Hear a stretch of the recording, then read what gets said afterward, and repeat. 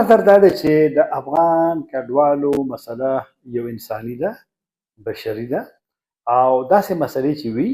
هغه بیا هغې ته اړتیا وي چې خلک په هغې باندې یو خپل لکه نظر شریک کړي، یو خبره پرې وکړي. او بله خبره دا ده چې هر څه کې سیاست نه راوستل پکار. سیاستونو دپاره ډېر زیات موضوعات دي، بشري او انساني او د ورورګۍ د ورورۍ، بیا اسلام، او په دغې بنیاد باندې د مهاجرو په اړه باندې څه یو نظر دی. دې کې شک نشته چې د مهاجرینو مسله د دې خو به یو وخت راته چې دا مسله حل شي، لیکن څنګه حل شي دغه یو مهم پوښتنه ده. په کوم انداز کې چې پاکستان د مهاجرینو په اړه باندې تګلاره اعلان کړه 2022 کال کې، زما نظر دا مناسب نه وه. یو دا ډېر غلط سوچ دی چې دا خبره کول چې افغان کډوال په ټیروریزم کې یا په جرمونو کې ملوث وو. هر کله چې ما خپله په دې موضوع باندې پاکستاني چارواکو سره کاغه وزیران وي، د سفران وزارت چې د مهاجرینو دا چارې هغې پر مخ وړلې، یا افغان کمیشنر که اوسنی دی که د ده نه مخکې و، هر کله چې ما خپله دې نه پوښتنې کړې چې آیا افغانان واقعي په ټیروریزم کې مهاجرین هغه لاس لري یا په نورو جرمونو کې، نو د ټولو به دا جواب و چې نه. بلکې ما ته پخواني چې کوم افغان کمیشنر د عباس خان هغه یو ځل وی چې موږ یو سروې کړې وه، او نو چې کوم د جرمونو په اړه باندې په هغې کې تقریبا هغه ما ته ووایي چې په 100 کې یعنې 99 هغه خپل پاکستانیان ملوث وو د خیبر پښتونخوا، او 3% نو چې کله په لکونو خلک په یو معاشره کې ژوند کوي، اوسېږي، بیا خو پکې د لږو خلکو وي، خو د هغې معنی خو دا نه ده چې ته د یو جرم که یو سړي ټیروریزم کړی دی، یو بل غلط کار یې کړی دی، ته د هغه په بنسټ باندې ټول فیصله وکړي چې بس دا ټول به ځي. او چې پاکستان دا فیصله کوله، زما نظر دا دی چې UNHCR سره افغانستان کې چې کوم اوسنی حکومت دی هغې سره، ځکه ځینې شیان په درې اړخیزه توګه باندې شوي دي، او چې څوک په دې باندې خبره نه کوي، مصلحتونو ښکار شوي دي، نو زما خیال دا ناسم سوچ دی، او خلک به ضرور د دې په هغه ژمنو، د دې په هغه وعدو، د دې په هغه پالیسو ضرور هغې پوښتنې وکړي. وګورئ که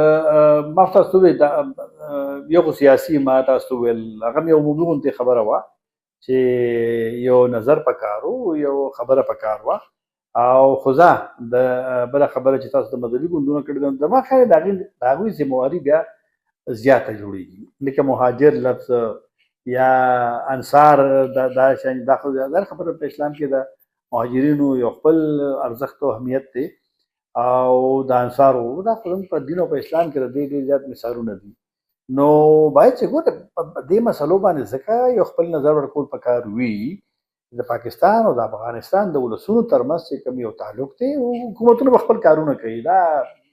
اختلافات ماضي کې هم تېر شوي دي، اوس هم دي، او دا حالات داسې دی چې ممکن ده په راتلونکي کې هم دا مسلې وي. لیکن زما نظر دا دی چې څنګه ما مخکې وویل، ځینې شیان هغه سیاسي نه وي، سیاسي اړخ نه لري، په هغې سیاستونه په کار هم نه وي، او تعلق چې کوم د ولسونو دی، نو هغه داسې دی چې په هغې باندې باید چې خلک یو ډېر نرم غوندې دریځ خپل کړي، موقف خپل کړي، یو شی چې کوم جایز وي هغې باندې بیا په حکومتونو باندې فشار راولي، هغې نه غوښتنې وکړي چې په کوم انداز کې ته د مهاجرینو سره د چلند کې، سلوک کې، دا ستا هغه خپل دغه ته هم هغه ستا چې پکې پالیسي پاتې شوې ده په تېرو 15 کلونو کې د مهاجرینو په اړه باندې، هغې ته هم زیان رسوي. یو حسن نیت به و افغانستان ته چې موږ کوم ماضي کې هم تللي یو، اوس هم لاړ شو، که دلته افغانان راغلي دي، سیمینارونه دي، غونډې دي، نو هر افغان دا خبره مني، دا تسلیموي چې پاکستان کې کوم د کډوالو یو میزباني وه، میلمستیا وه، هغه هغې ته قدرداني کوي. داسې نه ده چې دا خلک نه یادوي، خو بدقسمتۍ نه چې کوم پالیسیو کې دا ټکر راغی، هغې دغه ډېرو شیانو ته زیان ورسو. زما نظر دا دی چې په کوم انداز کې پاکستان د مهاجرینو مسلې په اړه باندې پالیسي جوړه کړه، دا هغې ته حسن نیت به چې و، او یو ښه سوچ به فکر به و، هغې ته ډېر زیان رسولی دی. نو د مذهبي پارټیانو زما نظر دا دی چې یو ذمهواري جوړېږي چې هغه د مهاجر او د انصار هغه بنیاد باندې ضرور په دې مسله باندې یو خپله رایه ورکړي، او رایه هغه چې هغې کې د انسانیت، هغې کې د یو میلمه لکه د هغې ارزښت او اهمیت هغه بیان شي.